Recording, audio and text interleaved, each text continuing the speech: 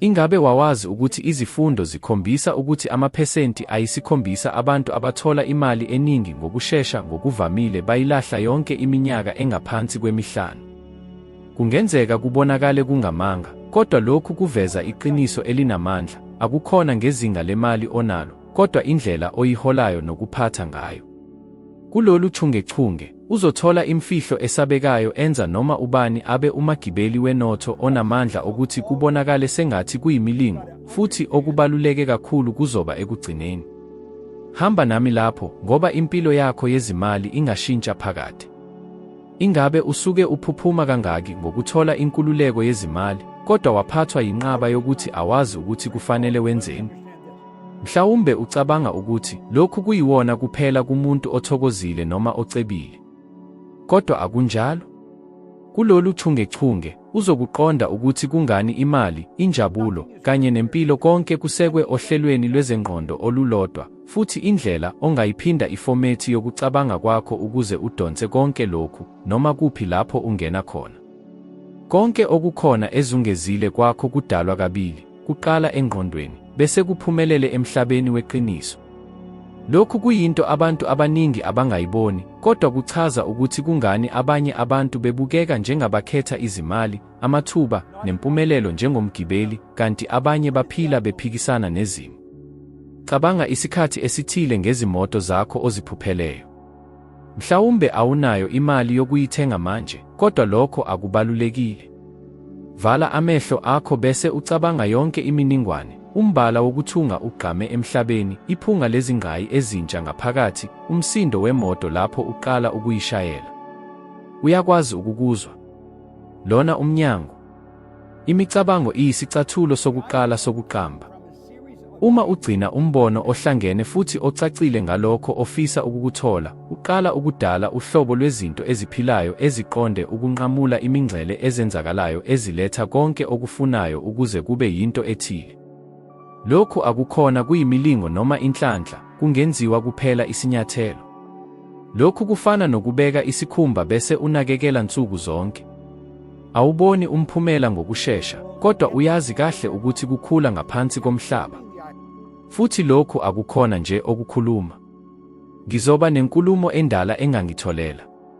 Umngani wami omkhulu, owayenamathela ebhizinisini phakathi kwezinkinga zemali, wanquma ukuthi uzoba nebhizinisi lezezimali elilandelayo. Kwakungelula futhi akaze abone izimiso zibhala phezulu. Kodwa wayenezinto ezimbalwa engase zitholwe, izincomo ezivulekela ukufuna indawo.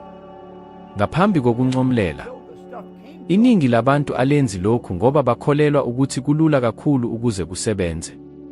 Kodwa kunjalo, ukuvuma okuncane okwenziwa kwenza lokhu kube namandla. Lapha kuqala ukuguquka. Ufunda umqondo wakho ukhokhe ukuthi okukhona kuyakho, futhi leyo zinkolelo zenza imiphumela efanayo kuyo yonke impilo yakho. Uma ukwazi ukubona kuhlangene, ungawehla kuze kumphindelela. Kulungile, bheka ngezokuhlangenwe zimuye ngeminyango hlako, uye kepha ungekho phezulu. Lokhu kusho ukuthi lapho uzivikelela ekuthonyeni okubi, unika ingqondo yakho indawo yokugxila kulokho okuyinto ebalulekile futhi uqale ukuthumela izimo ezidingekayo ukuze ufeze izinhloso zakho. Manje, cabanga ngempilo yakho. Yini ongayisusa namuhla ukuze uvikele ingqondo yakho? Ingabe kukhona umthombo wokuthonywa okubi okuthatha amandla akho futhi kukuvimbela ekuthuthumeleni? Kungaba isikhumba, indlela yokuphila, noma ngisho nomphakathi. Khetha into eyodwa uqale lapho. Akudingeki ukuthi ube nomsebenzi ophoqelelwayo. Qala nje ukwakha le filter yokucabanga, ezozoba indlela yakho yokuzivikela eqinile ngesikhathi. Futhi ngifuna ukwazi, iyiphi isinyathelo sokuqala ozothatha ukuze uvikeleke kulokhu kuthonya okubi? Yabelana ngolwazi lwakho. Ukwazisa kuyithuluzi eliphuthumayo, futhi ngesikhathi esifanayo, liwumsebenzi omkhulu ongalusebenzisa ukuze uguqule impilo yakho. Akuhlosile nje kuphela ukuthi uthi ngiyabonga uma okuthile kuhamba kahle, kodwa kungokuthuthukisa isimo sokuzithokozisa okuqhubekayo, noma ngaphambi kokubona imiphumela. Lento iyithonya eqinile ethumela izingxenye eziphakathi kwe-universe ukuguqula okuhle kuwe. Ukubonga kuyifrequency ehlanzekile kunazo zonke phakathi kwakho nalokho okufuna. Kuyisibonakaliso osithumela ku-universe, uthi, ngikulungele ukuthola okuhle kakhulu. Ucwaningo lwezesayensi luhlola lo mkhuba ngemicabango ethokozisayo. Ucwaningo olwenziwe eNyuvesi yaseCalifornia lukhombisa ukuthi abantu abaqopha ibhuku lokubonga, lapho bhalela izinto abazibonga nsuku zonke, babe nezinga eliphansi lokucindezeleka futhi baphila impilo enesilinganiso sokujabula esingeziwe ngu-25. Manje cabanga ukuthi le ndlela ingasebenza kanjani kulamaphupho akho nezinhloso. Akugcinanga nje ngokubonga ngalokho okukhona, kodwa nasezinto ezizayo, njengokuthi zithole umphumela. Lokhu kuyoba isikhalazo sokuphila.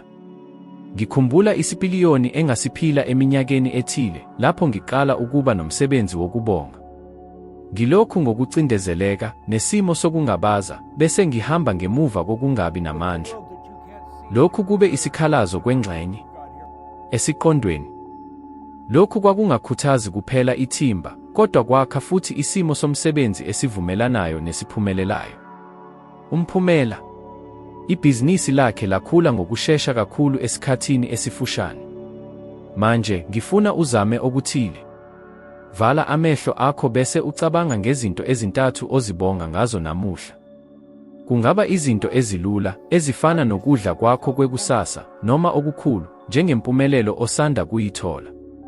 Bese, cabanga ngento ofuna ukuyifeza bese ubonga ngayo njengokuthi isivele yenzeke. Zizwa imizwa yokuba nalokho empilweni yakho. Yenza lokhu nsuku zonke bese ubona ukuthi umbono wakho nemiphumela yakho zakusola kanjani. Ngifuna ukwazi kuwe, yini oyibongayo namuhla? Yiliphi injongo ozoba nezibongo zakho ngayo manje, njengokuthi isivele iyakho? Ukuveza engqondweni okungaphezu kokucabanga nje, inqubo enamandla ehlanganisa ofuna ukuyithola nemizwa ekwenza ukholelwe ukuthi sekwenze impela. Abantu abaningi abazi kahle ukuthi lokhu kubaluleke kangakanani ekuguquleni amaphupho abe yinqobo. Akanele nje ukusho ngifuna lokhu. Kufanele ukubone, ukukuzwa, futhi ukuzwa kahle zonke izimfanelo zayo njengoba uyiphila ngokuzenzakalelayo. Lona ungumgogodla wokuguqula imicabango ibe izinto. Uma ungayibona engqondweni yakho, ungayibamba ngezandla zakho. Lokhu akusikho nje isisho esivusa uthando. Yimithetho yempilo ebekade ibonakala ikhona izikhathi eziningi. Cabanga ukuthi ufuna ukuhamba emhlabeni wonke. Akusekho kuphela ukusho ukuthi, kuhle kakhulu ukuvakashela ezinye izinkampani. Kufanele uvale amehlo futhi uzithumele kulezo zindawo. Cabanga ngokuthinta isihlabathi sentaba yezehlakalo zothando, ukukhanya kwezimoto okudala izinkanyezi zakho, imithombo yedolobha. Ukubona kuyisebenziso nsuku zonke, indlela yokuphinde uxhumane nalokho okubalulekile, noma izimo zihlola ukuheha ukunaka kwakho. Ngiyakumema ukuthi wenze umzamo manje. Cabanga ngezinto ofisa kakhulu.